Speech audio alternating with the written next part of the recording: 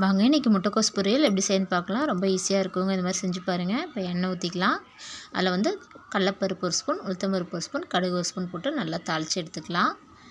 கடுகு உளுத்தம்பருப்பு நல்லா தாளித்ததுக்கப்புறமா 3 பெரிய வெங்காயம் கட் பண்ணி வச்சுருக்கோம், 4 பச்சை மிளகாய் கீரி வச்சுருக்கோம், கருவேப்பிலை எடுத்துருக்கோம். அதை நல்லா சேர்த்து வெங்காயத்தையும் பச்சை மிளகாய் கருவேப்பிலையெல்லாம் நல்லா வதக்கி எடுத்துக்கலாம். வெங்காயம் பச்சை மிளகாய் நல்லா வதங்கினா தான் டேஸ்ட்டாக இருக்கும். நல்லா வதங்கி வந்துருச்சுங்க. பார்த்தா தெரியும், இந்தளவுக்கு நல்லா வதங்கிருச்சு. இப்போ வந்து முட்டைக்கோஸ் கட் பண்ணி எடுத்து வச்சுருக்கோம், அதை சேர்த்திக்கலாம். இந்தளவுக்கு மெலிசாக கட் பண்ணி எடுத்து வச்சுக்கோங்க. முட்டைக்கோஸை சேர்த்திக்கிட்டு நல்லா வதக்கி விட்டுக்கலாம். முட்டைக்கோஸ் நல்லா வதங்கினதுக்கப்புறமா இதில் வந்து ஒரு 1/2 ஸ்பூன் அளவுக்கு மஞ்சள்தூள் சேர்த்திக்கலாம். பொரியலுக்கு தேவையான அளவுக்கு உப்பு சேர்த்திக்கலாம். நல்லா கலந்து விட்டுக்கலாம்.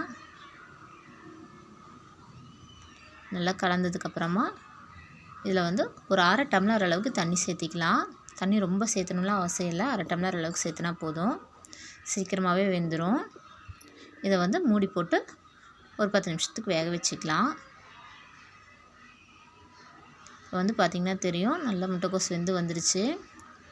கலர் நல்லா சேஞ்ச் ஆகி முட்டைக்கோஸ் நல்லா வெந்து வந்திருக்கு பாருங்கள். இதில் வந்து திருவி வச்சுருக்க 1/2 மூடி தேங்காவை சேர்த்திக்கலாம். சேர்த்திக்கிட்டு இதை நல்லா கிளறி விட்டுக்கலாம். தேங்காய் சேர்த்து நல்லா கலந்தாச்சுங்க. அவ்வளோதான், முட்டைக்கோஸ் பொரியல் ரெடி ஆயிடுச்சு. நீங்களும் இதே மாதிரி செஞ்சு பாருங்கள், சூப்பராக இருக்கும். வேலை ஈஸியாக இருக்குங்க. வீடியோ பிடிச்சிருந்தால் லைக் பண்ணுங்கள், ஷேர் பண்ணுங்கள், சப்ஸ்கிரைப் பண்ணுங்கள். தேங்க்யூ.